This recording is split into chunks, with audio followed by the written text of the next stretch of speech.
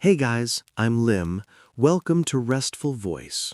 Tonight, we're not just telling history, we're drifting right into it. We wander through the kind of place you don't usually find on a tourist map. A moonlit apothecary tucked in some forgotten corner of medieval Europe. The door creaks, of course, it's been a few hundred years, and the air smells of lavender, rosemary, and dust. Shelves line the stone walls, stacked with bottles that glow faintly like trapped fireflies. You run your finger over a label written in curling Latin, Somnia Dulcis, sweet dreams. Fitting, right? Because tonight, you're not chasing dragons or kings, you're chasing sleep itself. So, before you get comfortable, take a moment to like the video and subscribe, but only if you genuinely enjoy what I do here. And hey, drop your location and local time in the comments. I always love knowing where and when you're listening from. Now, dim the lights. Maybe turn on a fan for that soft background hum, and let's ease into tonight's journey together. You start at the doorway of that apothecary, the floor cold beneath your feet, candlelight flickering over bundles of drying herbs. Lavender, of course, hangs in clusters near the window.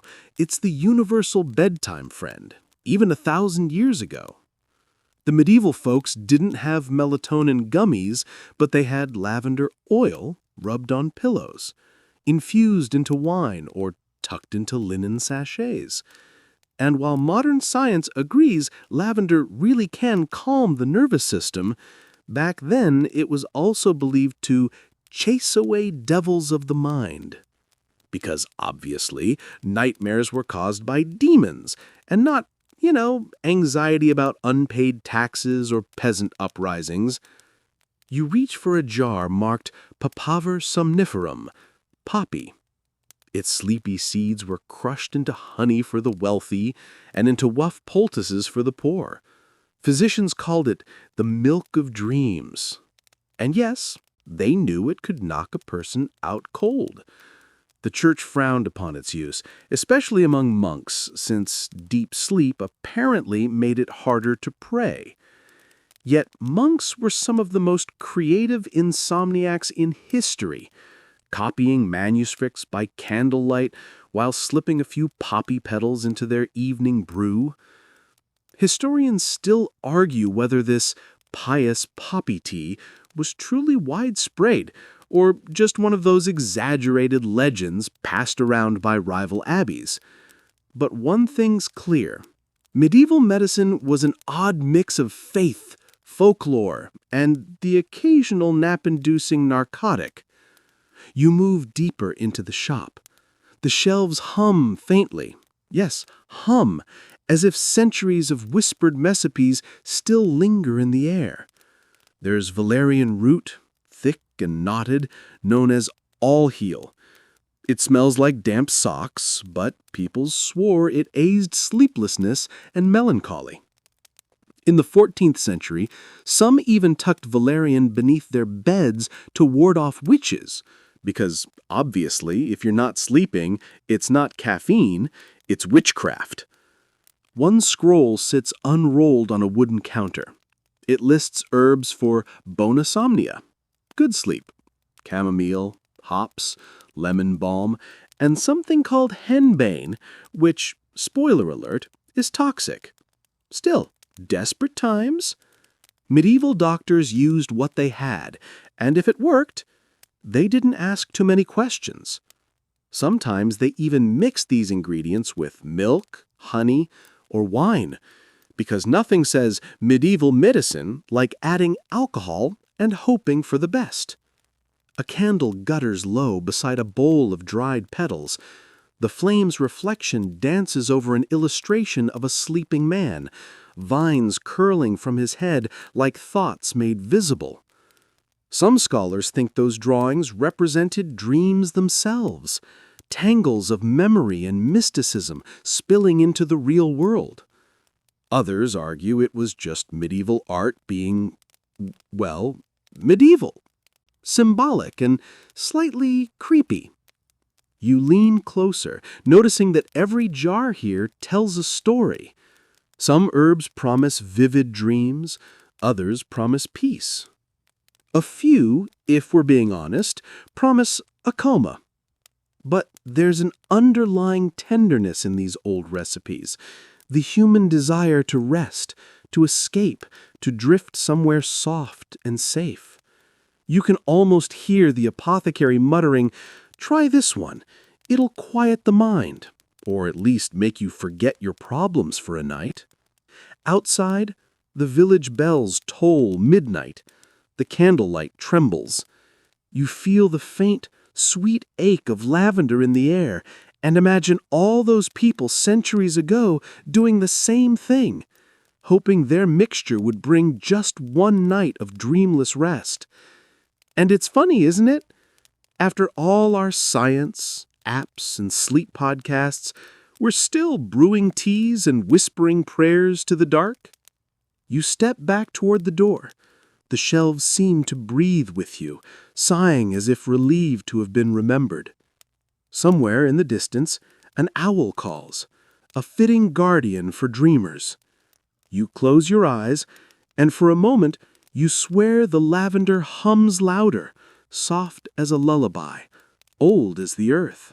The lavender hum fades behind you, replaced by the thick, sweet scent of poppies.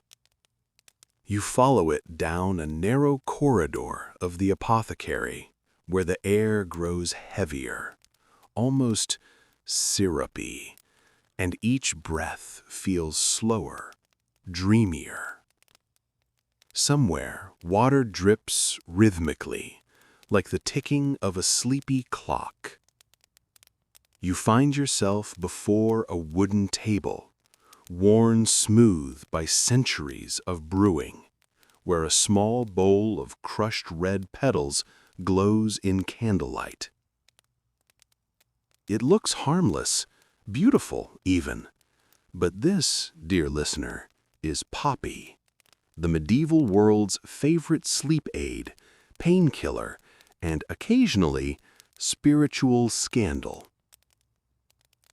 You lift the bowl to your nose. The smell is faintly metallic, a whisper of bitterness under honey. Poppies were sacred to sleep and oblivion long before medieval Europe.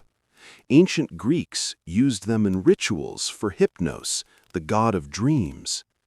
By the Middle Ages, the plant had traveled through monasteries and trade routes, slipping into tinctures and tonics like an uninvited but irresistible guest. You picture a monk in some chilly stone abbey, eyes half closed from exhaustion, stirring poppy syrup into his cup of warm milk. It's midnight, and he's been illuminating manuscripts for hours, tiny gold halos glowing beneath his quill. He mutters a prayer, drinks deeply, and for the first time in days, drifts into the kind of sleep that feels holy. The next morning, he claims he dreamt of angels. Realistically, it was probably just mild opium effects, but we'll let him have his moment. Of course, not everyone approved. The church had complicated feelings about people slipping into chemically assisted dreams. Sleep was supposed to be a gift from God, not something you brewed in a teapot. Some abbots banned the use of poppy drafts, arguing they weakened the will. Yet, mysteriously, recipes for them appear in more than a few monastery herbals. Curious, isn't it? Historians still argue whether the bans were moral theater or genuine concern. My money's on the former. Nothing like condemning something while secretly enjoying it. You run your fingers along the page of one old grimoire lying nearby. The script is uneven, the ink faded. It reads, Take of poppy flower, steep in sweet wine, strain and sip before vespers. A draught to silence troubling thoughts. That phrase, to silence troubling thoughts, feels timeless, because whether you're a monk in the 13th century or someone doom-scrolling in bed at 2 a.m., the desire is the same: quiet the noise. The difference is that now we have melatonin and podcasts instead of monk-approved narcotics. Progress, right? A fly buzzes lazily near the candle, and the flame wobbles, throwing shadows like dancing monks on the wall. You imagine those medieval dreamers slipping into their poppy-induced slumber, half afraid they might never wake, half hoping they wouldn't. There's something hauntingly tender about that. How the line between medicine and escape was so blurry. You find another recipe tucked into the binding of a different book, its corners singed as though rescued from a fire. It reads, "Poppy, chamomile, and rosewater, mixed in goat's milk, to bring visions of the blessed." So basically, divine dreams in a bowl, a medieval smoothie for the soul. Historians, being the spoil-sparts they are, still debate whether this recipe was meant literally or symbolically. Did people truly believe poppy could open a doorway to heaven, or was it just an early attempt at aromatherapy? No one agrees. Personally, I like to imagine both, because nothing says medieval spirituality like chasing enlightenment with a mild narcotic. The funny part is, despite centuries of superstition, modern pharmacology confirms they were onto something. The opium alkaloids in poppies do interact with sleep cycles, easing pain and deepening rest. The monks didn't have the words for neurotransmitters, but they knew results when they felt them. You pick up a dried poppy head from the table. It rattles softly, like a maraca made by someone too tired to dance. You can almost hear the apothecary whisper, "Careful with that one. Too much, and you'll dream forever." Outside, rain begins to fall, tapping against the shuttered windows. The sound mingles with the slow drip of the poppy infusion over a flickering flame. You imagine the old healer leaning back, watching it swirl into thick, scarlet liquid. In another world, it could be a love potion, a truth serum, or the world's most dangerous nightcap. But here, it's something gentler, a sleepy promise in a cup. There's a saying from a 15th century physician, now mostly forgotten: "He who denies the dream denies half of life." You wonder if he wrote that after one too many experimental teas. Still, he had a point. The medieval mind didn't separate the physical from the spiritual. To dream was to travel, to glimpse a higher truth, or at least a slightly weirder one. You set the poppy bowl back down. The candle flickers lower, painting your hands crimson. The scent clings to your sleeves, warm and faintly narcotic. Somewhere behind you, the lavender shelf sighs again, jealous of the attention. You smile. Yes, the herbs are practically gossiping now. And maybe in some forgotten monastery, a monk is still snoring peacefully, having found divine rest in a teacup. The air thickens as you drift farther into the apothecary, where sweetness turns strange. The scent of honey and warm milk wraps around you, comforting until something darker slides beneath it. A whisper of something bitter, earthy, Wrong. You follow it to a long wooden bench cluttered with bowls, strainers, and spoons that look like they've survived a few questionable experiments. A candle guttering on the edge reveals 3 ingredients ready for mischief: honey, milk, and nightshade. Yes, nightshade. The beauty that kills, the dream that bites back. You can almost hear the apothecary sigh, "Everything's safe in moderation," which is exactly what people say before something goes horribly, historically wrong. You dip your finger into the honey jar first. Thick, golden, harmless. Medieval people adored honey. It was medicine, sweetener, even a preservative for herbs. Monks used it to soothe throats after chanting all night. Mothers used it to calm restless children. But here, in this dim corner, it's not comfort, it's camouflage. Honey masks bitterness, and bitterness meant danger. You glance next at the milk, sitting cool in an earthenware jug. In medieval sleep lore, warm milk wasn't just a bedtime cliché, it was ritual. They called it moon milk, believing it absorbed the calm of the night sky. Doctors prescribed it with ground almonds or nutmeg for those afflicted with waking thoughts, which, to be honest, sounds like the medieval way of describing anxiety. But then there's the third bowl, a cluster of shiny purple-black berries, seductive and sinister.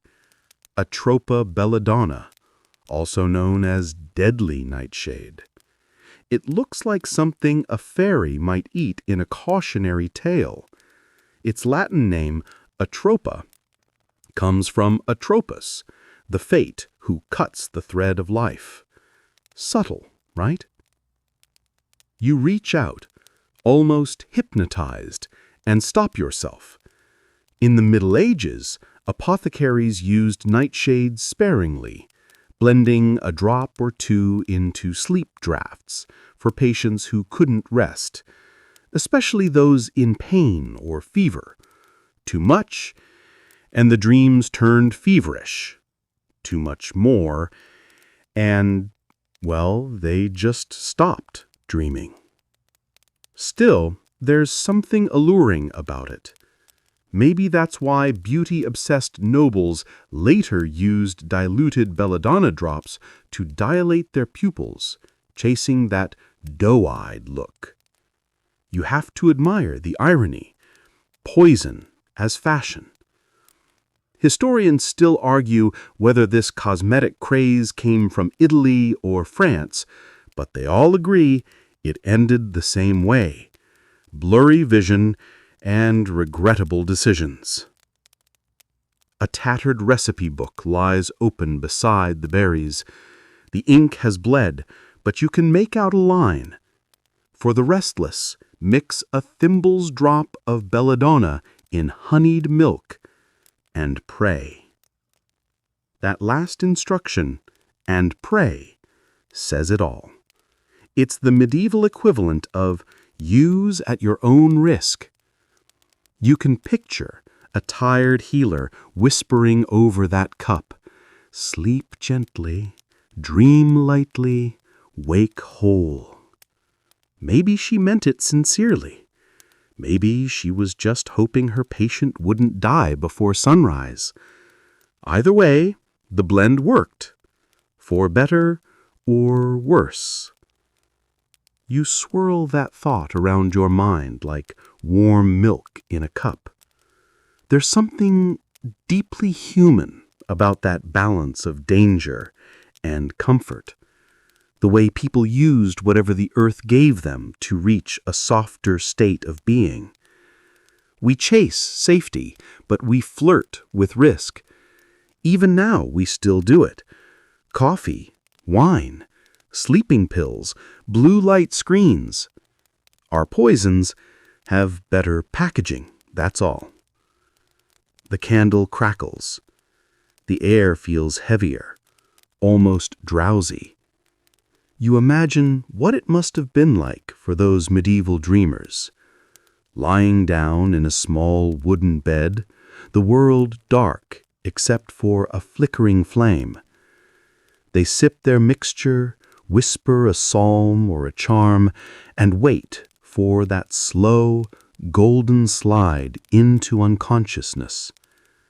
The honey coats their tongue, the milk warms their belly, and somewhere, hidden in sweetness, the nightshade begins its silent work. There are old stories of people who claimed to dream too deeply after drinking such potions. Visions of spirits, voices calling from gardens filled with stars. Some said they met saints, others demons. Historians still argue whether these visions were divine encounters or just strong doses of anticholinergic delirium. Either way, the line between heaven and hallucination blurred beautifully. You imagine standing over one of those sleepers, watching as their eyelids flutter, their breath slows, and their body softens like wax near a candle. Maybe the apothecary leans in, murmuring, "He's gone to the meadow of dreams now." And you, half fascinated, half horrified, can't look away. For a moment, you feel the same drowsiness creeping in. The smell of milk, honey, and herbs thickens the air. It's warm, heavy, and strangely sweet. You close your eyes, and it's easy to picture the medieval world sleeping all at once.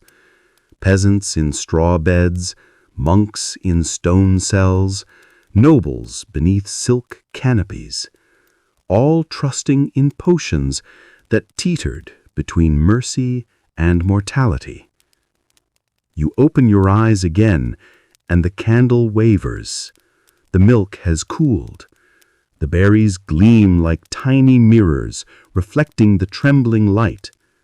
You push the bowl away, slowly, respectfully, and whisper a quiet thanks to whoever first decided that maybe, just maybe, it wasn't worth the risk. You leave the table of nightshade and step into the softer side of sleep, the domestic, cozy kind that smells like linen and lavender. The air here is gentler, stirred only by the faint rustle of fabric.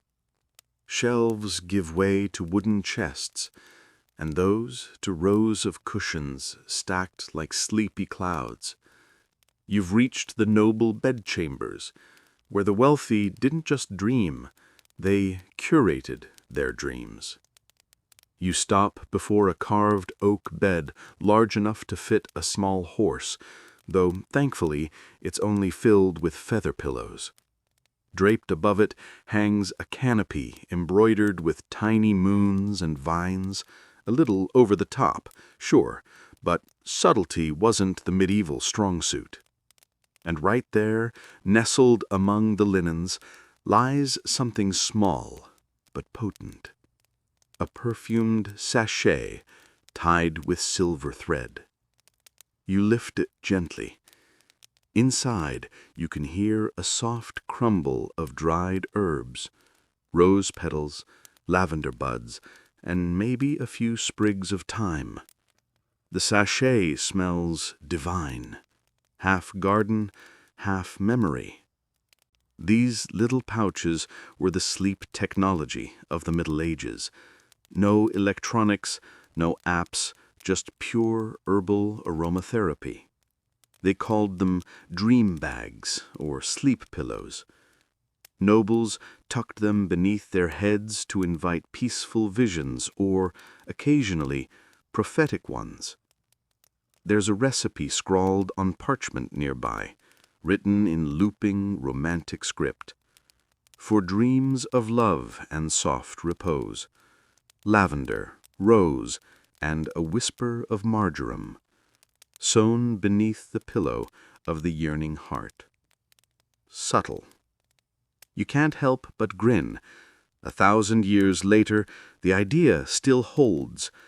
People buy lavender sprays, essential oils, dream mists. But these sachets were the OG versions. Each ingredient had meaning. Lavender to calm, rose for affection, thyme for courage, and marjoram for joy.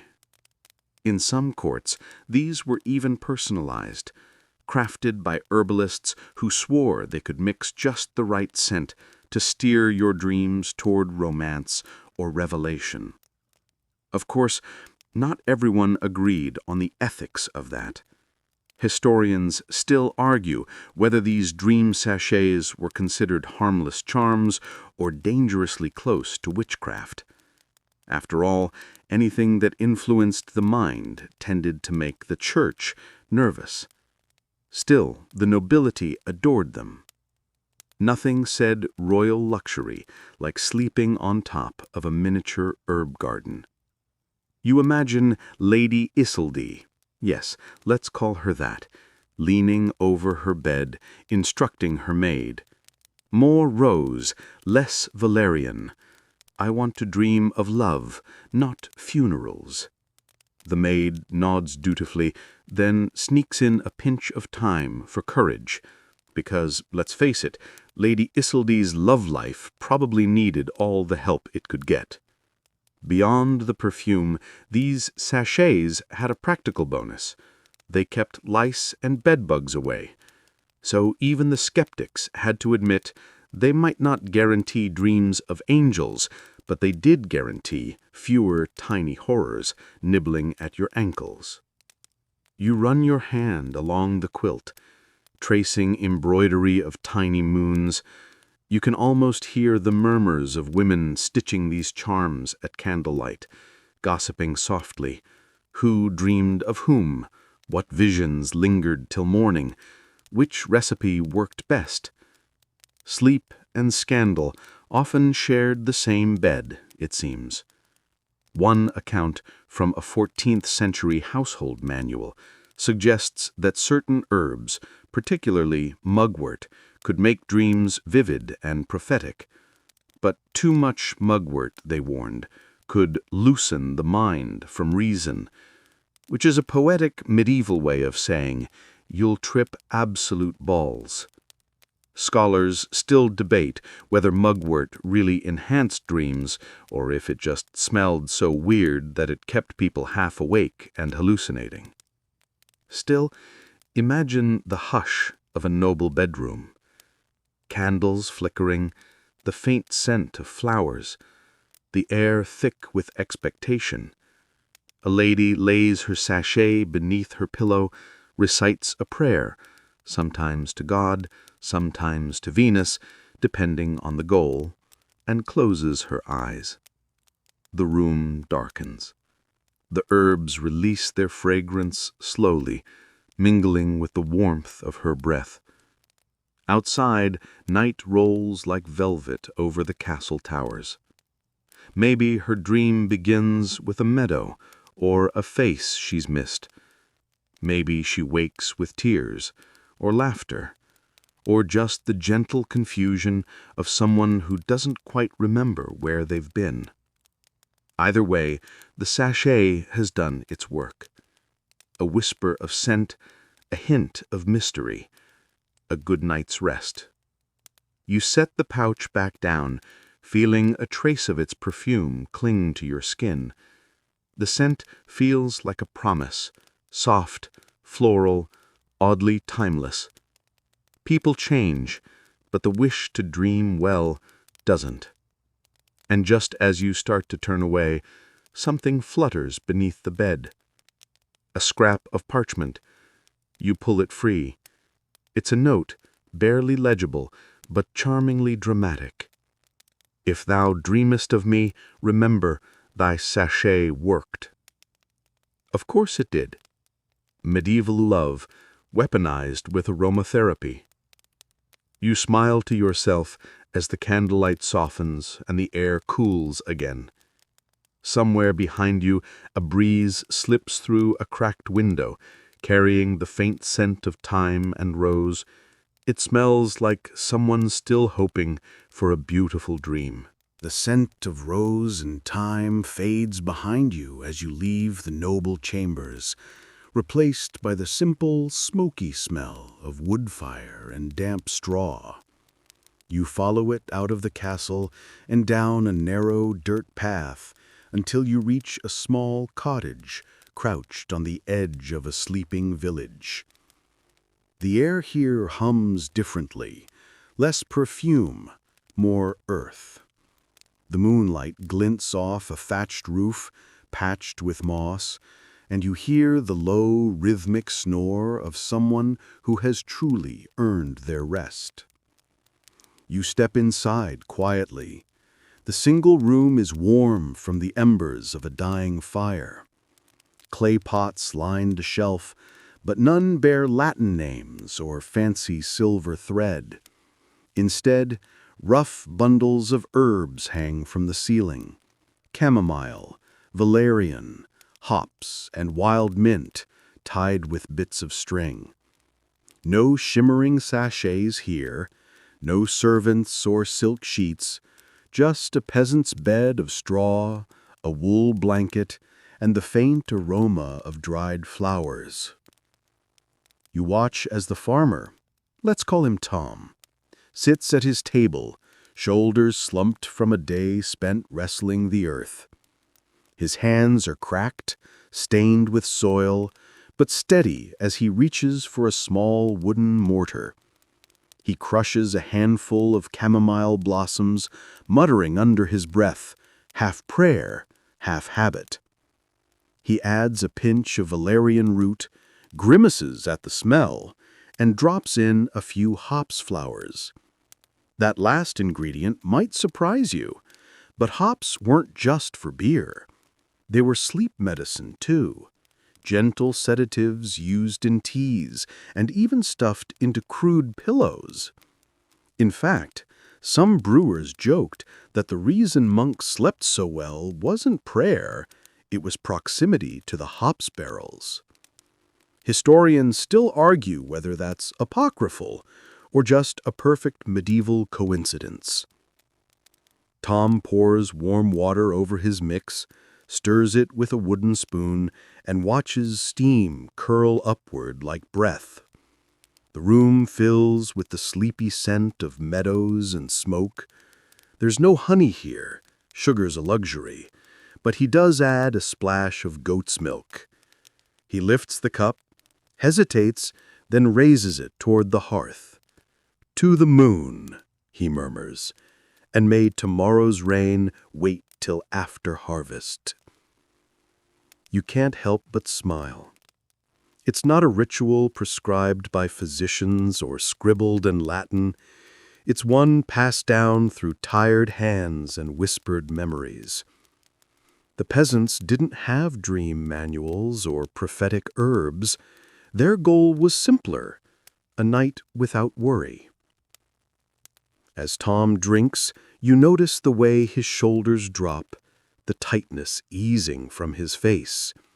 He stretches out on his straw bed, the blanket rough but warm. The fire's glow a soft, pulsing heartbeat against the wall. A cat curls at his feet. Outside, the wind shifts through the fields, carrying the scent of wild thyme.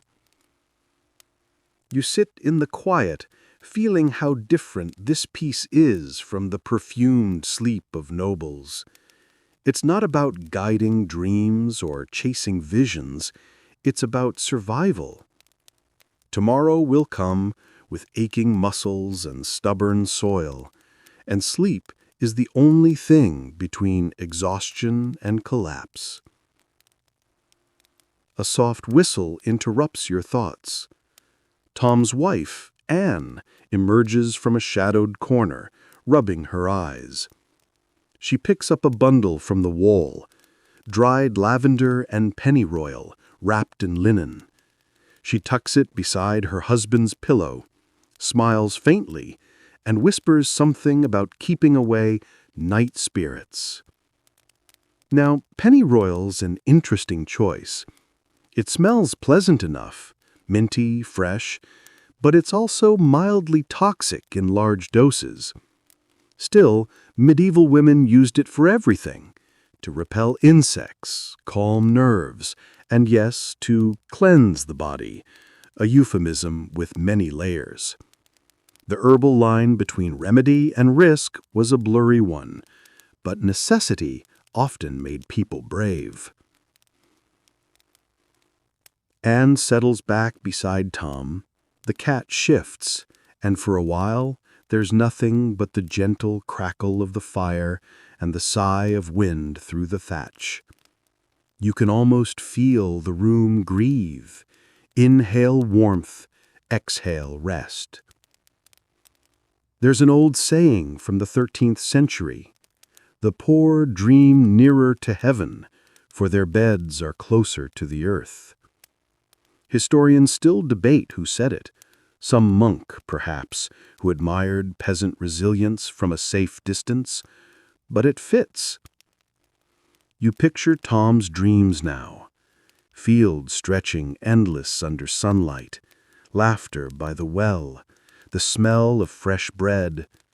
No crowns, no saints, no visions of celestial gardens, just small comforts magnified by sleep. And maybe that's the purest kind of dreaming there is. The fire dwindles.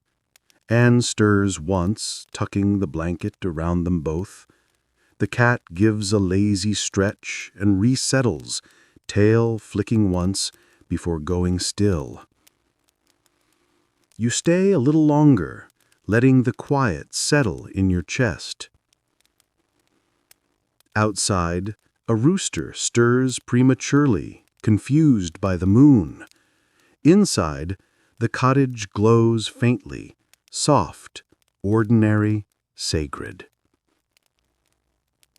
You step back into the cool night, leaving Tom and Anne to their well-earned dreams. The door creaks shut behind you, and the smell of chamomile lingers on your sleeve, as if the night itself wants you to rest too. The road out of the village twists uphill into a darker patch of forest. The wind changes here, colder, sharper, and the trees lean close, as if they know you're about to witness something better left to whispers. The moon, nosy as ever, peers through the branches, watching as you follow a trail of footprints to a clearing where a small crowd gathers around a gnarled root jutting from the soil. Someone's holding a lantern. Someone else is holding a dog. Ah, yes, the famous midnight mandrake harvest. Equal parts science, superstition, and unintentional comedy. You crouch near the edge of the circle, half expecting someone to shout, "Don't try this at home."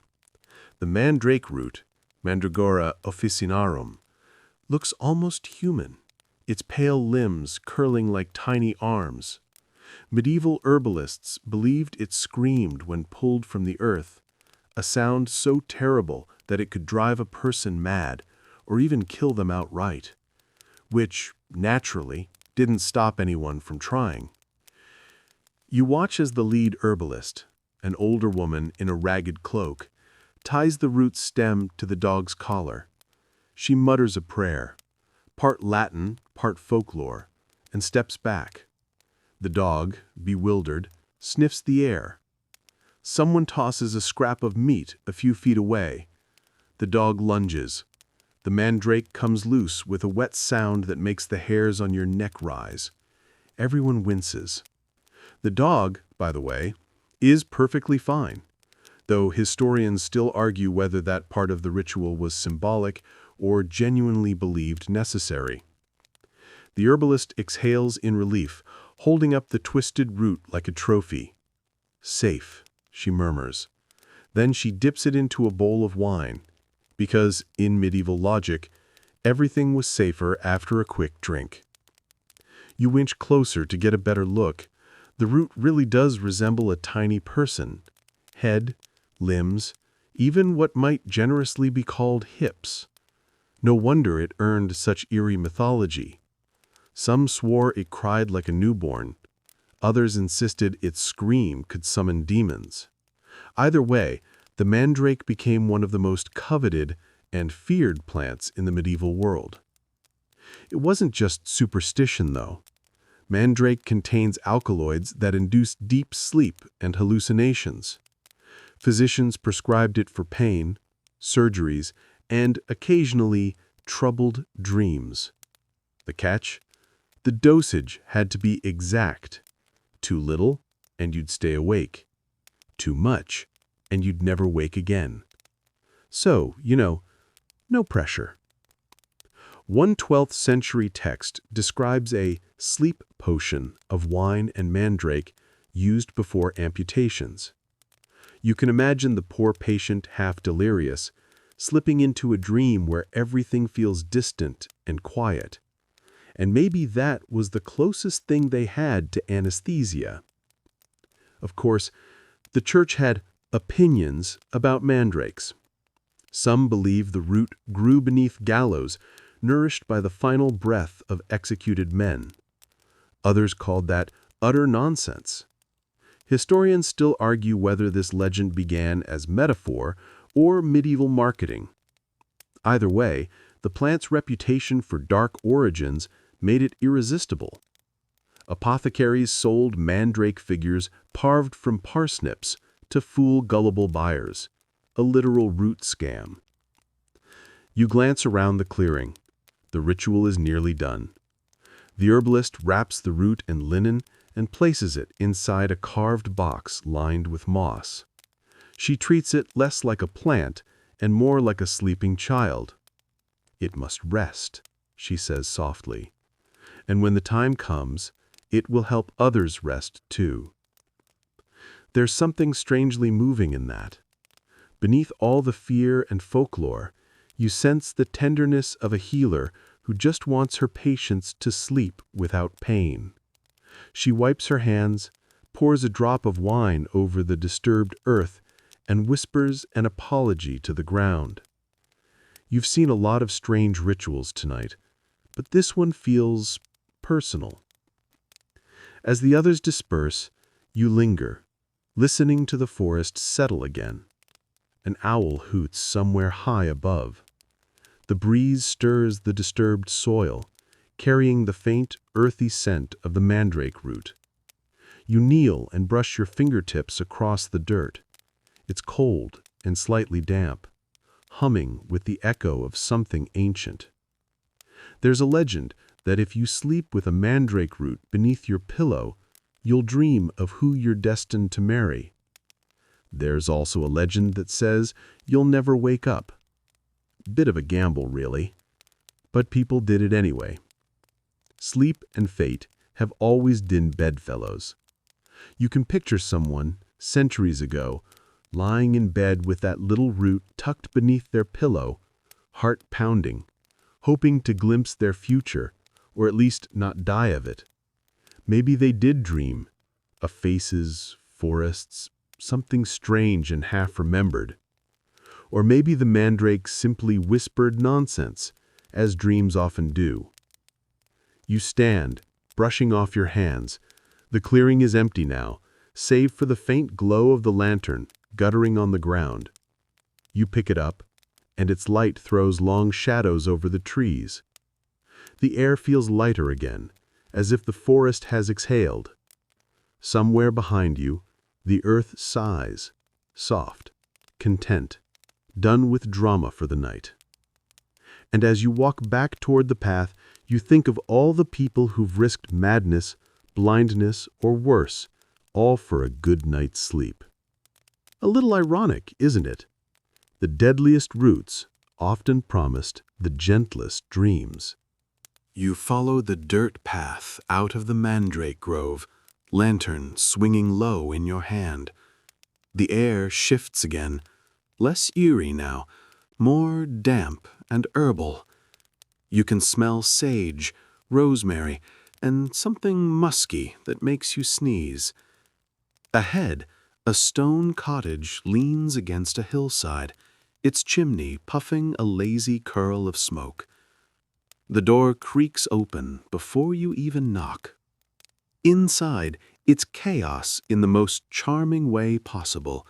Bundles of dried plants dangle from ceiling beams like upside-down chandeliers.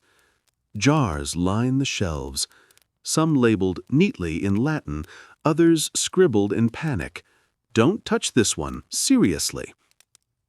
A pot simmers on the hearth, sending up coils of steam that smell faintly like lavender and cat fur.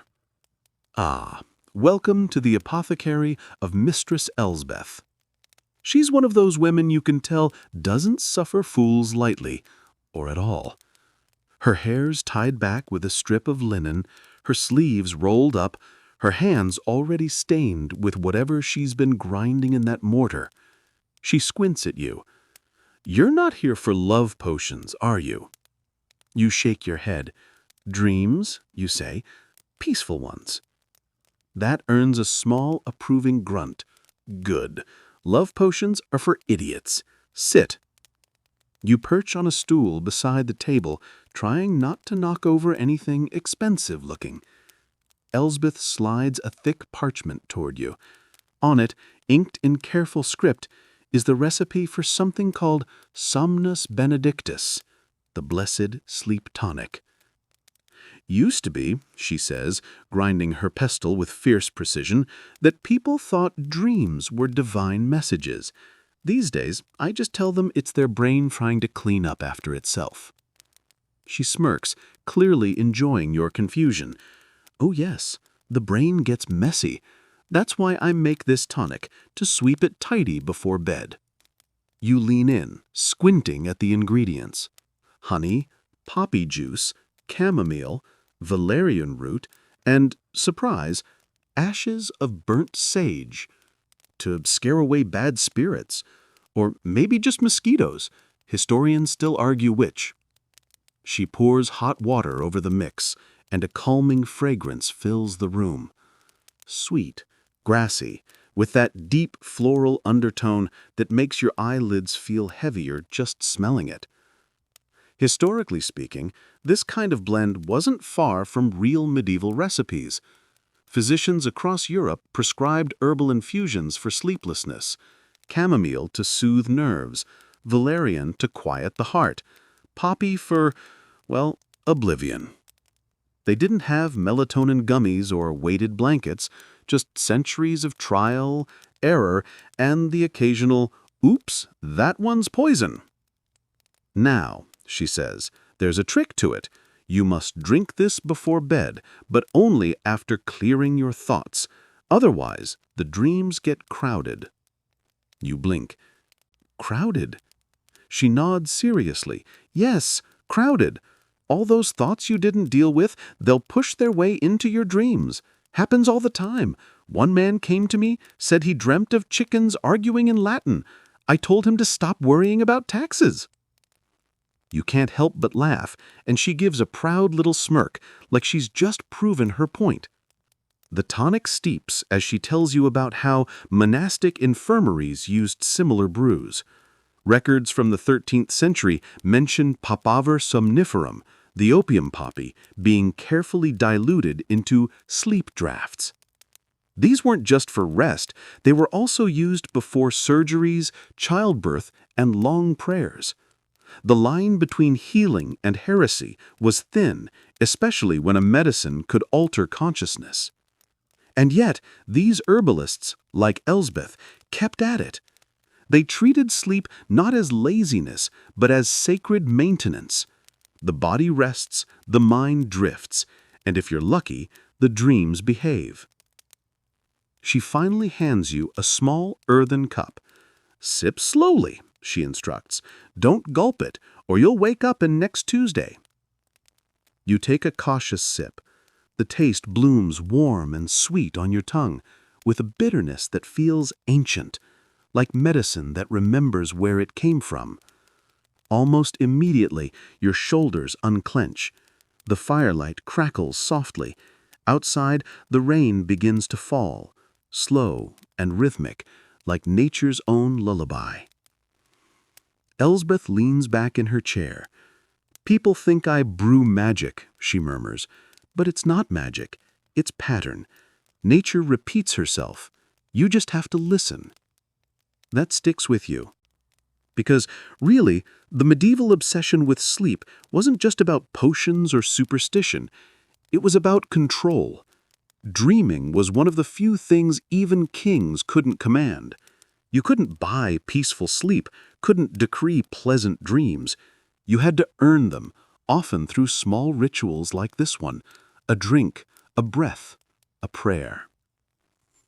Elsbeth clears her throat. If your dreams turn strange, don't fight them. They're just your mind trying on different hats. You almost ask what that means, but the warmth of the tonic is already melting your curiosity. The firelight flickers. Soft shadows dance along the walls. Somewhere in the rafters, a cat purrs in agreement. You realize that in a world where sleep was often uncertain, herbalists like her weren't just healers. They were guardians of the night, the keepers of dreams, the quiet chemists of comfort. You finish the last sip. She takes the cup and rinses it in silence, then hands you a small pouch of dried herbs. "For later," she says, "in case you find yourself awake at some ungodly hour thinking about mandrakes or taxes." You thank her, slipping the pouch into your cloak. The rain outside has softened to a drizzle. You step out into it, the night air cool against your skin, your breath fogging gently. Behind her, Elsbeth's window glows warm and steady, like a lantern for anyone still wandering sleepless through the dark. By the time you leave Elsbeth's cottage, the night has deepened into that heavy, velvety dark that seems to hum around your ears. The forest glistens with leftover rain, every leaf trembling with silver droplets. You follow the trail downhill, the air thick with the mingled scents of wet moss and old wood smoke. At first, you think the glow ahead is another cottage, but no, it's something stranger. The path opens into a moonlit clearing, where a circle of young monks in wool robes sit cross-legged, their hands cupped around bowls of pale, steaming liquid. Behind them, a small stone chapel leans against the slope, ivy crawling over its roof like a green sigh. One of the monks, noticing you, gestures silently for you to join them. You do. The ground is damp, but somehow comforting. He passes you a bowl. The warmth seeps through your palms instantly. Inside, the brew looks like watered milk, with a faint shimmer that suggests honey or maybe candlelight's reflection. You raise it to your lips and inhale. The scent is floral, almost dizzyingly so. Jasmine, violet, and something faintly metallic. "Dream wine," the monk whispers, as though the words themselves could wake something sleeping nearby. Now, before you assume this is a party disguised as prayer, know that monks were basically the original sleep scientists. Their lives revolved around cycles of wake and rest, matins, lauds, vespers, and sometimes those strict schedules wreaked havoc on the brain. To manage fatigue, many monasteries brewed concoctions that blurred the edge between medicine and mysticism. This particular drink, vinum somnorum, was said to calm the restless mind and guide the soul toward divine visions. Translation: the medieval equivalent of a lucid dream app. You sip carefully. The taste is strange. Sweet first, then earthy, like flowers crushed in old parchment. You feel it settle behind your eyes, a warmth that doesn't quite stay still. The lead monk begins to chant, his voice low and steady. The rhythm is slow, breathing made audible. One by one, the others join in until the air around you vibrates with the sound. You feel it in your chest, your pulse sinking to the hum. It's hypnotic. Historians still argue whether monastic dream rituals like this were purely devotional or subtly psychedelic. Some texts hint that these holy tonics included trace amounts of opium or henbane or nightshade, plants known to induce vivid visions. Others insist the monks simply reached altered states through repetition, fasting, and candlelight. Honestly, it's a coin toss between pharmacology and prayer. As the chanting deepens, you start to drift. The sound dissolves into something softer, like wind moving through distant corridors. You glimpse images, a vast library, books breathing like living things, a candle melting backward into wax, a river reflecting starlight that isn't there. You blink, and the vision vanishes. The monk's eyes remain closed, serene. No one seems surprised. You realize you've stumbled into one of the forgotten thresholds of medieval sleep culture, the point where dream and devotion met. To these men, dreaming wasn't a waste of time. It was sacred labor, the night shift of the soul. Sleep was a rehearsal for eternity, and dreams were the rehearsed lines. One monk, his voice barely above the rain, murmurs, "To sleep is to pray without words." You want to laugh at the seriousness of it all, but something in the air keeps you quiet. Maybe it's the jasmine. Maybe it's the fact that, for the first time tonight, you feel entirely at peace. The lead monk stands up and walks to a wooden table near the chapel door. He opens a small chest and takes out a bundle of parchment scrolls. On each, hand-drawn diagrams of herbs, moons, and constellations. He shows you one, a circle representing the human head, surrounded by symbols of plants, poppy, violet, and sage. Each one, he says, anchors a dream to the body. In other words, the monks mapped the chemistry of the subconscious centuries before anyone could spell melatonin. But here's the irony. These same men who sought divine sleep also wrote furious letters condemning witches' ointments for being unholy. Both groups were doing the same thing, mixing herbs, chasing visions, trying to talk to something bigger than themselves. It's a bit like two rival podcasts arguing over who invented bedtime stories. You sip again. The warmth floods your fingertips. You could stay here forever, honestly, half dreaming in this candlelit trance. But the lead monk claps his hands once, and the others wake from their meditative states as if on cue. The chanting stops, silence fills the clearing. Only the crickets continue their eternal performance. He smiles at you. Dreams, he says softly, are meant to be borrowed, not kept. He gestures toward a narrow path leading down to the valley. That way, you'll find what you're looking for. You bow, half from respect, half because standing up suddenly makes your head spin. The dream wine lingers in your blood like gentle static. You leave the clearing, glancing back once. The monks are already dissolving into shadow, returning to whatever dream they came from. The path ahead glows faintly in the moonlight, winding through tall grass and dew-heavy ferns. The forest feels friendlier now, like it knows you've joined the club of those who wander between wake and wonder. And as your steps soften into rhythm with your heartbeat, you realize something profound and faintly ridiculous. Humans have been chasing good sleep for 1,000 years, and we're still bad at it. But at least back then, they had better snacks. The moon dips lower now, tugging the fog across the valley like a slow, silvery blanket. You followed a path as it unravels beside a narrow stream. Every ripple reflects a scatter of stars, and the air tastes faintly metallic, like you're breathing in the remnants of some old alchemy.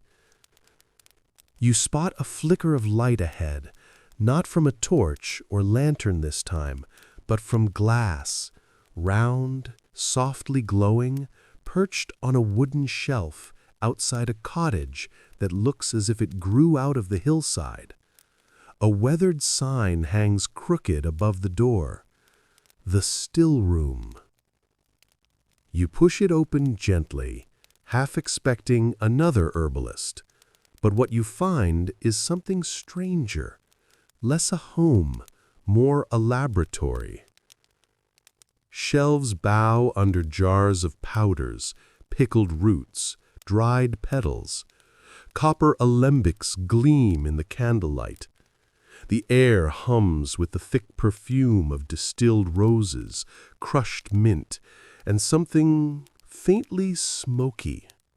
A figure moves behind the counter, tall, cloaked, their face shadowed by the hood. "You've come for the distillations," they say, voice calm but knowing. You nod because that seems like the right answer. They gesture toward a series of flasks filled with pale liquid, each labeled in looping script. Water of sleep, essence of the moon, vapor of tranquility.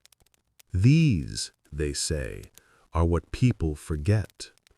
The dreams inside the flowers. You lift one flask, the liquid catches the candlelight, shimmering faintly blue. Rosewater, you guess. Close, but more patient. It's rosewater aged through 7 moon cycles. Too young, and it keeps you awake. You smile, half amused, half awed. Distillation was in fact a genuine medieval art. Long before perfume counters and pharmaceutical companies, still rooms like this one were where medicine, magic, and domestic science blurred together. The process of heating, cooling, and capturing vapor was considered both chemical and spiritual, a way to purify not only substances, but souls. The figure lifts a copper lid, releasing a puff of fragrant steam. "See how the vapor curls?" they ask. "That's the dream leaving its body." You peer closer, the air misting your cheeks. It's just water, you tell yourself, but there's something hypnotic about the rhythm, the soft bubbling, the rising tendrils of scented breath. You can imagine how, centuries ago, a still room like this would be the most peaceful place in the manor. A quiet refuge where women worked alone, turning herbs into tonics and tonics into whispered miracles. Historians still argue, you say absently, whether still rooms were early laboratories or just glorified kitchens. Your host chuckles. Can't they be both? Most genius starts with someone refusing to measure properly. They're not wrong. Some of the earliest known distillers, like Trotula of Salerno, an 11th century physician, recorded recipes for calming waters infused with violet, lettuce, and marrow to treat insomnia and melancholy. Others experimented with rosemary, mint, and rose, believing each scent could harmonize the humors of the body. You watch as the cloaked figure decants a few drops from the alembic into a crystal vial. The steam fades, replaced by a faint, floral coolness. This one, they say, handing it to you, is aqua somnia. A single drop on your wrist, and your dreams will turn sweet. You hesitate. And if I spill it? They grin, showing the faintest glint of teeth. Then your cat will nap for 3 days straight. You can't tell if they're joking, which somehow makes it funnier. You dab a drop onto your wrist anyway. The scent is immediate and disarming. Soft rose layered over something faintly woody, maybe sandalwood or moss. The sensation spreads through you like memory, like the feeling of warm sheets on a cold morning. Smell travels faster than thought, the figure murmurs. That's why perfume and prayer both work through air. It's one of those lines that sounds poetic until you realize it's also a decent neurological observation. Medieval herbalists didn't know about olfactory receptors, but they did understand that scent could move emotion faster than words. A whiff of lavender for calm, mint for alertness, rose for comfort. It was therapy through fragrance long before aromatherapy was coined as a word. The figure pours another vial, smaller this time, corks it and presses it into your palm. For travel, they say. Dreams are heavy to carry. You tuck it safely into your cloak pocket. You distill dreams often? You ask. Every night, they reply, turning back to the simmering pot. Most of them evaporate before dawn, but that's fine. Dreams are meant to escape. Something in the way they say it feels oddly familiar, like Elsbeth's words, like the monk's calm smile. Everyone you've met tonight seems to agree on one thing. Sleep isn't an escape from life. It's a conversation with it. You linger a moment longer, mesmerized by the steam rising in soft curls. The candlelight flickers through the vapor, painting the walls with shifting gold patterns. It looks like the air itself is dreaming. When you finally step outside, dawn hasn't arrived yet, but the stars have started to fade, and the world feels hushed in that in-between state where time forgets itself. You breathe in deeply, catching the last trace of rose and copper from the still room. The path ahead bends toward the open moor. Your feet crunch against the damp earth, slow and steady. Somewhere behind you, you hear a faint hiss of escaping steam, as if the world itself is exhaling one long, satisfied breath. You think, not without a smile, that maybe dreams are just distilled moments, the vapor of everything we forget while awake, bottled briefly before morning takes it back. The still room fades behind you, its last tendrils of scented vapor dissolving into the fog. The night air feels fresher now, cleaner somehow, like the earth has rinsed itself in dew. You follow the path downhill until it widens into a meadow carpeted with wildflowers so pale they almost glow. Moonwort, bedstraw, yarrow. Each blade glistens as if someone scattered powdered stars across the grass. And there, in the middle of the field, stands something unexpected. An open-air pavilion made of timber and linen, half collapsed from weather and time. But it's not abandoned. A few figures move slowly inside, arranging bowls, candles, and bundles of herbs. Their robes aren't monastic, and their movements aren't hurried. They're graceful, deliberate, almost ceremonial. You step closer. A woman with a wreath of dried lavender around her hair looks up and smiles. "Traveler," she says softly, "come to join the vigil?" You blink. "Vigil?" "For dreamers," she replies. "We keep watch while others sleep." She gestures for you to enter, and you do, quietly, as if stepping into someone's breath. The space smells of beeswax and thyme. On the central table sits a basin of water reflecting the moon, and around it small bundles of herbs tied with red thread. "We make offerings," she explains, "to invite gentle dreams, not to gods, just to balance." You crouch near the basin. The water trembles faintly, stirred by the cool wind. It's mesmerizing. Historically, this kind of nocturnal vigil wasn't unheard of. Across medieval Europe, groups of herbalists, midwives, and mystics would gather under the waxing moon to prepare night drafts, herbal concoctions meant not only to induce rest, but to cleanse the mind of intrusive spirits or lingering sadness. Sometimes they'd chant psalms. Sometimes they'd hum wordless tunes. It wasn't magic or medicine exactly, more like communal exhalation. One man near the edge of the circle hums softly now, his voice low and even. The tune loops like a heartbeat. You feel it settle into your chest, slow and grounding. The woman hands you a small sprig of bedstraw, a plant once stuffed into mattresses for its calming scent. "Tuck it under your pillow when you find rest," she says. "It softens dreams and keeps spiders from whispering in your ears." You laugh before realizing she's entirely serious. "Spiders?" She nods. "Dream thieves. Always whispering nonsense." "Right," you murmur. "Good to know."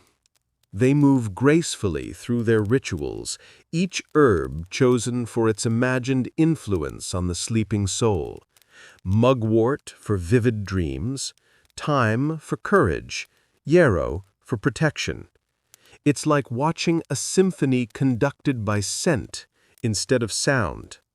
One of the older men adds dried petals to the basin, roses, chamomile, violets, and stirs them slowly with a wooden rod. The moonlight catches the surface, turning it silver and gold in turns. "Every dream," he murmurs, "begins as a reflection." There's something oddly profound about that. Maybe dreams are just memories looking back at themselves. A gentle breeze moves through the pavilion, flickering the candle flames. For a heartbeat, all the shadows lean toward the basin, as if listening. The woman begins explaining the significance of water. It connects the waking and sleeping worlds. Ancient physicians believed dreams traveled through the body like tides, pulling up whatever thoughts hadn't yet been sorted. That's why night tonics often paired herbs with water rituals, to wash the mind before rest. She scoops a handful of water and sprinkles it lightly toward the air. Droplets catch the candlelight, turning into floating sparks before falling into the grass. "To release the heaviness of the day," she whispers. You feel something loosen in you, too. Maybe it's the poppy brew still in your veins, or maybe it's just the relief of quiet company. She notices your stillness and chuckles softly. "You're doing well," she says. "Most travelers fidget when the night gets too gentle." You smile back. "I'm trying to blend in." "Oh, darling," she says, voice warm with teasing, "dreams don't care about blending. They prefer bold colors." Around the pavilion, others light small clay lamps filled with oil and crushed herbs. The smoke curls upward, sweet and spicy, frankincense mixed with rosemary. In the flickering light, everyone's faces soften, half-shadowed, like they're halfway between centuries. You sit cross-legged near the edge, watching as they close their eyes. The chanting resumes, not religious, just rhythmic. It swells and fades, rises and falls, like waves kissing a shore made of silence. The sound carries you inward. You think of all the people before this moment, monks, herbalists, anxious nobles, weary peasants, each one reaching for the same small miracle, a night without worry, a few hours of surrender. Historians still argue whether these dream vigils were acts of faith or of resistance. Maybe both. In a world ruled by fear, of disease, famine, divine punishment, sleep was one of the few freedoms left. To close your eyes willingly was a rebellion against anxiety itself. You notice the lavender-crowned woman watching you again.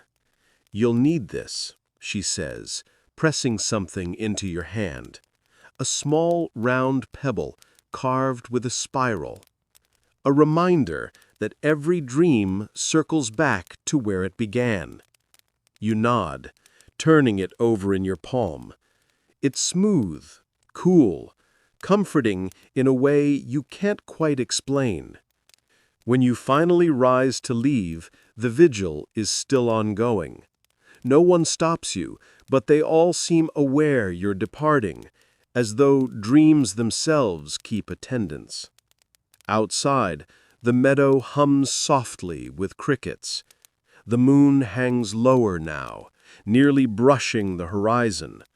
You pocket the spiral stone and glance back once more. The pavilion glows faintly, surrounded by drifting mist and the scent of time. As you walk on, your fingers find the pebble again, tracing its spiral over and over until it feels like a quiet heartbeat in your hand. Maybe that's what these medieval dream rituals were really about. Not just herbs or chants, but the small, tactile comfort of believing you could hold peace, even for a moment, between your fingers. The meadow fades behind you, replaced by a narrow woodland path where mist pools low among the roots. You follow it until the air begins to shift, warmer now, tinged with a mineral scent. Somewhere ahead, water moves, a slow, deliberate trickle. When you emerge from the trees, you find yourself standing before a stone well. It's not grand or decorative, just a circle of rough-hewn blocks, half covered in moss and creeping ivy. But someone has cared for it. There are fresh petals scattered along the rim, and the faint glow of a candle inside, reflecting on the rippling surface. A small wooden sign leans against the stones, its inscription barely legible in the dim light. Somnia bene. Dream well. You lean closer. The water is perfectly clear. Beneath it, you see not coins or leaves, but herbs, bundles tied with red string, sunk like offerings. It seems this well is part of another kind of ritual. In medieval lore, dream wells appeared in both Christian and pagan traditions. Pilgrims visited them before long journeys or battles, seeking visions that could guide them. Some wells were dedicated to saints, others to older, unnamed spirits of water. Dreamers would drink from them or wash their faces before sleeping nearby, hoping to receive divine messages. The air feels charged here, not eerie, just old, like it remembers every wish ever whispered above it. You kneel, cup your hands, and draw a little water. It's cold, sharp enough to sting your palms. When you bring it to your lips, it tastes faintly metallic, like a key left out in the rain. For a moment, the reflection ripples, and you think you see a figure staring back. Not yourself exactly, but a softer version, eyes half closed, as though caught between waking and sleep. You blink, and it's gone. Beside the well sits a bundle wrapped in linen. You untie it carefully. Inside are dried flowers, chamomile, violet, and a sprig of rosemary, along with a folded scrap of parchment. Written in looping medieval script, "For sleep without sorrow. Brew in still water. Whisper your name 3 times. Lay the cup by the window until the first bird sings." It's both instruction and prayer. You trace the ink with your finger, imagining some long-ago herbalist leaving it here for travelers like you. You decide to follow the recipe, partly out of curiosity, partly because something about this place invites participation. Using your flask, you mix the herbs in the well water. The scent rises, bitter, floral, grounding. When you whisper your name, the sound doesn't echo. It folds neatly into the mist, as if accepted. By the time you finish, dawn feels near. The stars fade to gray, and the forest begins to hum, the first rustle of waking life. You sit beside the well, your back against the stones, and close your eyes. You're not sure whether you intend to sleep or simply rest your thoughts. Either way, something inside you shifts. The air grows quieter. Time loosens. In that stillness, the world seems to breathe with you. You remember what the lavender-crowned woman said, that dreams prefer bold colors. So you imagine them now. Deep blues, golden threads, soft greens. You picture the herbalists and monks, the still rooms and candles, the hands that once gathered petals under moonlight. You realize their rituals weren't about superstition at all. They were languages of calm, built from the only materials people had: scent, water, and patience. Your breathing slows. The earth feels warm beneath you. And for the first time in what feels like centuries, you're completely, undeniably relaxed. When you open your eyes again, the sky is pale gold. The mist has lifted, leaving droplets shining on every blade of grass. The candle inside the well has burned out, its smoke curling lazily upward. You stand, feeling steady, and tuck the folded parchment into your pocket. Maybe it's foolish to keep it. Or maybe it's a reminder, a fragment of peace preserved in ink.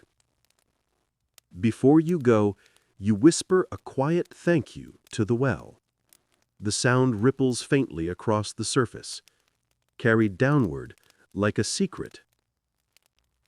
You turn back toward the forest path. The stone spiral still rests in your palm, smooth and cool, a small weight anchoring you to the present. Somewhere in the distance, a blackbird begins to sing. The day feels clean, the world reset. Maybe the medieval dreamers knew something we've forgotten, that the best medicine for restless minds isn't a cure, it's permission. Permission to rest, to wander, to dream. And so, with a steady step and a clear mind, you walk into the morning, carrying the scent of poppies and rosemary, and the echo of 1,000 quiet prayers for sleep well kept. The forest path softens beneath your feet, the moss growing thicker, the air richer with the scent of rain and herbs. Somewhere between the mist and the light ahead, you spot a crooked wagon, paint peeling, a wooden sign swinging lazily from one hinge. It reads, "Dream Doctor, Consultations for the Sleepless and the Overly Imaginative." You pause. It sounds like a scam, and somehow also exactly what you need. A figure steps out from behind the wagon, tall, wrapped in layers of faded wool, with a satchel brimming with bottles and bundles. Their hair is streaked with silver, and their expression is the perfect mix of weary wisdom and mild amusement, like someone who has prescribed chamomile tea to kings and shepherds alike. "Ah," they say softly, "another wanderer who forgot how to rest." You consider denying it, but then again, you're standing in a medieval forest holding a pocket full of herbs, so denial feels a little silly at this point. The dream doctor gestures for you to sit on a worn stool beside the wagon. The air smells faintly of mint and damp parchment. From somewhere inside, a cat yawns, utterly unimpressed by your spiritual quest. As the doctor begins unpacking jars, they hum an old tune, something lilting, almost like a lullaby. "You know," they say softly, "dreams are like letters the soul sends itself, but most people lose the envelope before they wake." You blink. "So you help people keep the envelope?" They chuckle softly. "I help people remember they ever sent one." From the satchel, they pull a small clay pot and set it between you. Inside is a mixture of crushed violet petals, dried sage, and what looks suspiciously like powdered pearl. This one's for clarity, though scholars still argue whether it works by opening the mind or just by making you sneeze and pass out faster. You lean closer, inhaling the faint sweetness. It smells like a memory you can't place. The dream doctor starts sorting herbs into tiny piles, naming them as they go. Mugwort for dreaming, valerian for silence, rose for safety, and a touch of willow bark, because no one dreams well on an aching back. As they mix, they ask you questions, strange ones.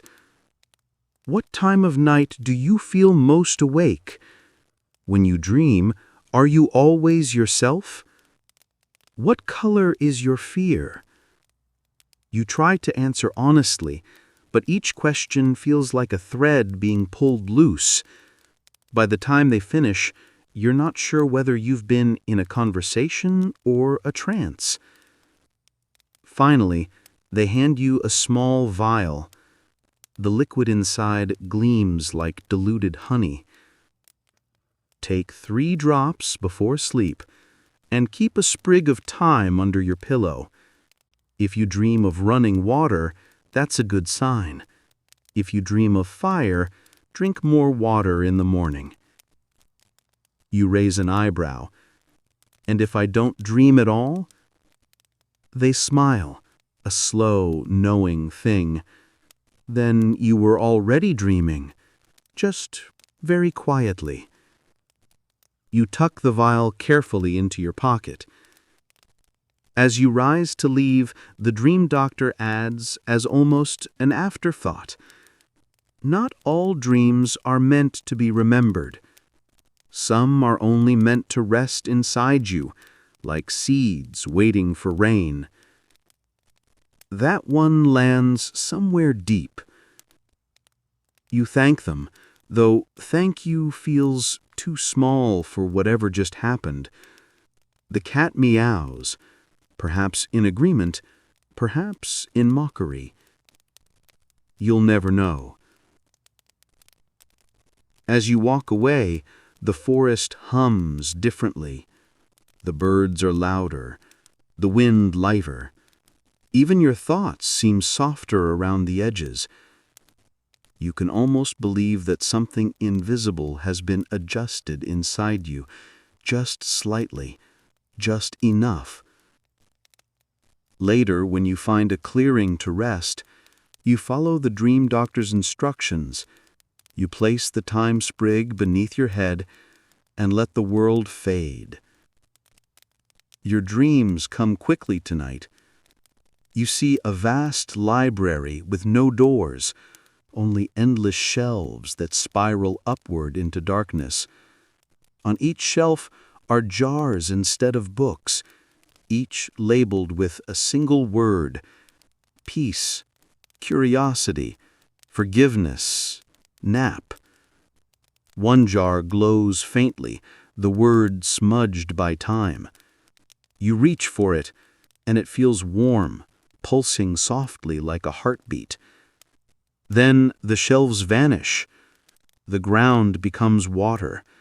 You're floating, not drowning, not flying, just resting. In the distance, someone hums the same tune the dream doctor did. The melody curls through the air, gentle and familiar. You don't wake, but you know what it means. The herbs worked in their own quiet way. Historians still argue whether dream doctors like this truly existed.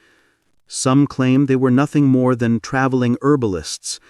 Others insist they were the remnants of older dream cults, blending pagan ritual with proto-psychology. But even if they never walk the roads exactly as you've imagined them, you can't shake the feeling that someone, somewhere, once brewed peace in a bottle and offered it to the sleepless. By the time morning arrives, you've forgotten the details of the dream, but not the calm it left behind. You sit up slowly, the time crushed beneath your pillow, and for once, you don't rush to remember. You just breathe. The world feels kinder for a moment, as though the trees themselves approve of your small experiment in self-care. You smile, half amused, half grateful, and whisper, "Thanks, Doc." Somewhere, a cat yawns. By the time you leave the dream doctor's clearing, the coming morning sun has turned to afternoon haze. The path bends toward a cluster of stone walls rising behind an orchard. A monastery, quiet and watchful, its bells long since fallen silent. The air smells of apple peel, beeswax, and something green and sharp beneath it. You follow a narrow trail that winds behind the abbey, past an archway choked with ivy. And there, half hidden behind a crumbling wall, lies a garden, overgrown but unmistakably tended by a patient hand. At first glance, it's a tangle: foxglove growing beside sage, monkshood beside mint, all spilling over in wild, beautiful chaos. But look closer, and you realize it's organized in careful clusters. Someone knew exactly what they were planting. You crouch beside a patch of glossy leaves and pale purple blossoms. The air hums faintly, like a memory of chanting. A small wooden plaque sticks out of the soil, barely legible. Somnus benedictus, blessed sleep. It hits you. You've stumbled into one of the monasteries' forbidden gardens, the ones medieval chroniclers hinted at in nervous footnotes, but never fully described. These weren't vegetable plots or flower beds. They were spirit gardens, grown for herbs that danced on the line between medicine and heresy. Monks were known herbalists, of course. Their cloisters birthed some of the earliest pharmacopoeias in Europe. But the church grew uneasy with certain plants, especially those linked to altered states or visions. Herbs like henbane, datura, and mandrake were said to blur the boundary between dream and revelation. Too much of either could get you branded a heretic. You pluck a single leaf, rubbing it between your fingers. It smells faintly of smoke and honey, the kind of scent that makes your brain tilt a little, like it's leaning towards something unseen. According to a 14th century chronicle from Burgundy, monks sometimes accidentally cultivated these plants under the guise of medicinal research. They called them somnia virdia, green dreams. The official explanation: they were studying sleep disorders. The unofficial one?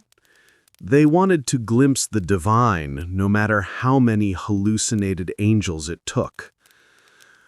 Of course, historians still argue whether these forbidden gardens truly existed or were just medieval rumor, exaggerations by suspicious bishops or jealous rivals. But standing here among the whispering leaves, you suspect the truth might have roots deeper than paper. A breeze rustles through the rows, and the sound is strangely soothing, like the garden itself is exhaling. You imagine monks sneaking out at night with little earthen bowls, mixing oils and petals by candlelight, muttering apologies to both God and science. You picture one of them, maybe Brother Alaric, barefoot in the dew, harvesting nightshade while reciting psalms. He probably thought he was balancing the scales, trying to heal the sleepless while keeping his soul technically safe. A bit like eating cake during Lent, but, for neuroscience. In one corner of the garden, you find a narrow trough of water lined with stones. A faint shimmer clings to its surface, as if the light doesn't want to leave. Someone has carved a Latin phrase along the edge. Ad somnia pura, for pure dreams. You dip your fingers in. The water's cool and sweet, tinged with something that makes your fingertips tingle. You wonder what herbs have seeped into it over centuries. Lavender, valerian, perhaps a trace of opium poppy or belladonna. A medieval tea gone wildly over budget. Near the trough sits a small bundle wrapped in linen and sealed with wax. Curiosity wins, as usual. You peel it open and find a set of pressed leaves and a scrap of parchment covered in delicate handwriting.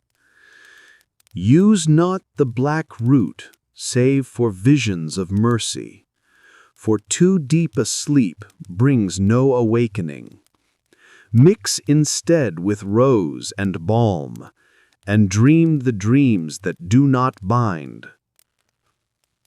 The handwriting trembles near the end, as if the writer had second thoughts halfway through. You fold the note back, slipping it into your pocket beside the dream doctor's recipe. Another relic, of that blurry border between faith and fear, between sleep and surrender. As the sun dips lower, the whole garden glows in bronze light. Bees drift lazily through foxglove towers, their hum a hymn of its own. You lie back on the grass, the air thick with perfume and history, and feel your body relax in a way no modern mattress has ever managed. Maybe those monks weren't chasing forbidden knowledge after all. Maybe they just wanted rest, a clean, untroubled kind. And in a world of fasting, fear, and penance, that was rebellion enough. You close your eyes and imagine them kneeling in this very spot, chanting softly as they brewed their potions for peace. Maybe their prayers weren't meant to reach heaven. Maybe they were lullabies whispered into the soil. The last of the sunlight touches your face. The scent of night-blooming herbs thickens around you. Somewhere in the distance, a bell tolls, soft, slow, final. You rise, brushing the dirt from your hands, and glance back at the tangled paradise one last time. For a forbidden place, it feels astonishingly forgiving. You step beyond the wall, the echo of bees fading, and carry with you the simple, dangerous lesson those monks left behind. That peace, like poppies, grows best in the quiet places no one's supposed to look. You leave the garden through a narrow gate that creaks like it hasn't been touched in centuries. Beyond it lies a stone cloister, lined with arches that catch the fading light. Dust dances in the air like golden snow. Somewhere, hidden behind walls of quiet, scholars are arguing, softly but intensely, as scholars always do. You follow the echo of quills and murmurs until you reach a vaulted chamber filled with scrolls, candles, and the kind of intellectual tension you could spread on bread. This is where the sleep trials took place, centuries before sleep science had a name. A monk at the nearest table looks up, eyes ringed with exhaustion and caffeine's medieval ancestor, honey water mixed with powdered fennel. His desk is cluttered with half-burned wicks and an open book titled De Somnis et Anima, on dreams and the soul. He gestures for you to sit, apparently mistaking you for a fellow insomniac. You study the night too, he asks. You nod. At this point, why not? He smiles faintly, relief flickering across his face. Good. Perhaps you can explain, he says, tapping the page, why Brother Thomas insists dreams are messages from angels, while I maintain they are simply digestion rearranging itself. You try not to laugh, but the man's tone is so grave that it's impossible not to smile. You're sitting, as it turns out, in a 14th century medical experiment, one that historians still debate to this day. Were medieval scholars genuinely conducting early studies on the link between sleep, diet, and dreams, or were they just desperately overthinking their nightmares? The evidence suggests a bit of both. Monastic infirmaries often kept dream logs, records of what the sick dreamed after being given certain herbs. Some entries read like mystical visions, angels descending in gardens of silver. Others sound suspiciously like indigestion reports. Sister Agnes dreamt of fiery wheels again. Too much onion soup? The monk beside you flips a page and gestures at a drawing of a brain that looks vaguely like a loaf of bread. You see, We are trying to map the soul's geography. That seems ambitious, you reply. He nods gravely. Yes, especially with no sleep. Around the room, the other scholars are conducting their own experiments. One is lighting different herbs on a bronze dish, noting how each scent alters his state of mind. Another is snoring openly in a corner, a quill still clutched in his hand. A third is stirring what smells like boiled lettuce in a cauldron, apparently convinced that lettuce wine calms restless spirits. Historians still argue whether it did, or whether everyone just got too bored to stay awake. You wander through the rows of parchment, reading scraps as you pass. The dreamer who eats fennel before sleep shall see the faces of truth. Avoid garlic past dusk, lest nightmares follow. Chamomile is the mercy of God distilled. There's a tenderness to it all, how these overworked men tried to chart the unchartable, to make logic out of the murmur between worlds. One parchment, older than the rest, catches your eye. It's marked with a single word, somnirum, the dreaming. Beneath it, a faded note in Latin. Those who sleep well are closest to wisdom, for they have practiced death without despair.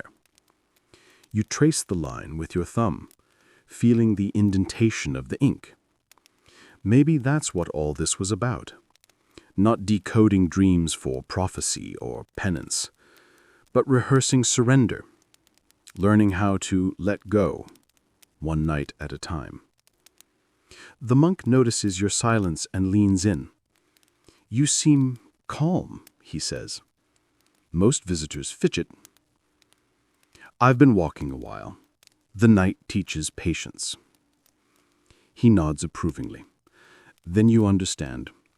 We study sleep not to master it, but to be mastered by it. Outside, the bells mark vespers, the hour between light and dark. Candles tremble. Someone yawns so loudly that the echo bounces off the rafters. It's oddly contagious. You realize this is how they lived, balanced forever between faith and fatigue, trying to interpret God through their own half-lucid ramblings. Half science, half confession. As you stand to leave, the monk hands you a slip of parchment. On it, a tiny sketch of a crescent moon and 4 words in Latin. Somnium docent quitiam. Dreams teach rest. You tuck it into your sleeve, another quiet relic of the journey. When you step outside, the night air greets you with that clean chill of autumn turning. The monastery looms behind, its arguments fading into the hum of crickets. You exhale, watching your breath curl like incense, and feel oddly grateful for all those sleepless scholars. They never found a cure for restless nights, but maybe they didn't need to. Maybe the point wasn't to understand dreams at all, just to remember they matter. You start walking again, the parchment soft against your palm, the moon rising like a slow, glowing clock. One more stop ahead, and then, perhaps, sleep. The moon has climbed high by the time you reach the edge of the old monastery grounds. The path narrows into a ribbon of pale dirt, winding through low hills that shimmer with dew. Somewhere behind you, the bells fade to nothing. Ahead, a single light glows in the distance, steady, golden, patient. You follow it. It leads you to a small stone cottage tucked between yew trees, smoke curling softly from its chimney.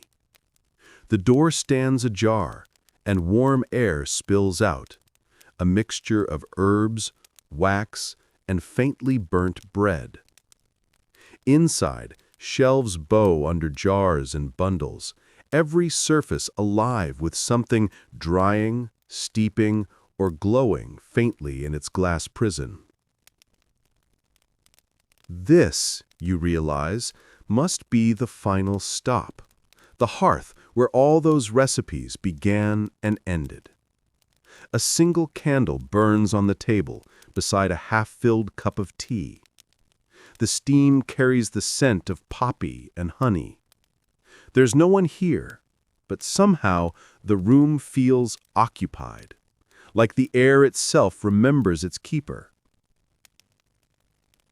You set down your satchel, the parchment from the dream doctor, the herbs from the forbidden garden, the monk's note, all spread across the table.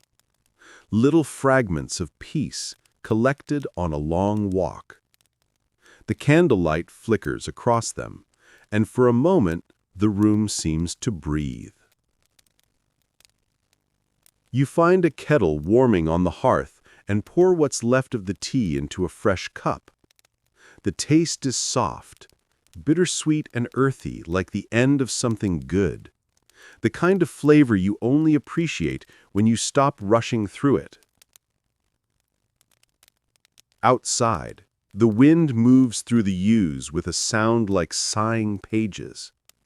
You watch the flame wobble, then steady itself again, and it reminds you of how every story, no matter how strange or sleepless, eventually burns low into calm. On the table, the candle wax has pooled into the shape of a spiral.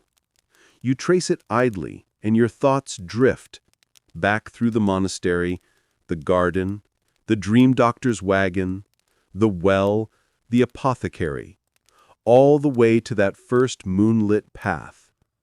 Each place hums softly in your memory, like verses in a hymn you finally learned the rhythm of. Maybe none of it was real, or maybe only the quiet things ever are. You lean back in the chair, feeling the day's weight settle out of your body. The warmth seeps into your hands, into your bones, into the spaces you forgot to rest. Somewhere deep in the night, a clock chimes, slow, unhurried. You don't even try to count. The tea is gone now, the candle shorter. The cottage hums softly with the kind of peace that doesn't ask for attention. You close your eyes and listen to it. A few last thoughts drift through. That sleep, for our centuries of study, remains one of the few things we can't conquer. That dreams, those strange flickering messages from our own hidden minds, might just be the body's oldest form of storytelling. And that maybe the herbalists and monks weren't trying to control dreams at all. They were just learning to listen to them. You breathe out slowly. The candle flame bows lower, as if acknowledging the end. Outside, the world hushes, the crickets still. Even the wind pauses to listen. The final bit of wax trembles, slides, and solidifies. One last tiny heartbeat of light. You smile, eyes half closed. You think maybe you'll sleep soon. And if you dream, you hope it smells faintly of rosemary and smoke, of poppies and rain, and the sound of someone turning a page very softly in another room. Now, let everything slow down. The cottage fades, its outlines softening into the dark. The candle's afterglow lingers on the inside of your eyelids, a faint gold that hums quietly, then ebbs away. The world has stopped moving fast. Even your thoughts have learned to whisper. You feel the rhythm of your breathing. Deepen, longer on the exhale, slower on the inhale. Somewhere in the distance, a breeze stirs the yew branches, brushing against the roof with a sound like the sea far away. Imagine the air cooling gently around you, tracing over your skin like silk. The scent of herbs still lingers, lavender, chamomile, and the faint echo of honeyed poppy. Each breath tastes like calm.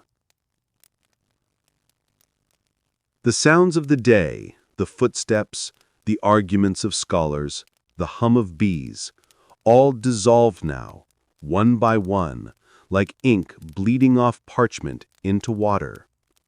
You are left with quiet and the steady, familiar comfort of your own heartbeat. You let it guide you. The candle in your mind's eye gutters one last time, and its smoke curls upward, thin, silvery, almost weightless. It carries away what's left of tension, what's left of thought, until you're left with nothing but stillness.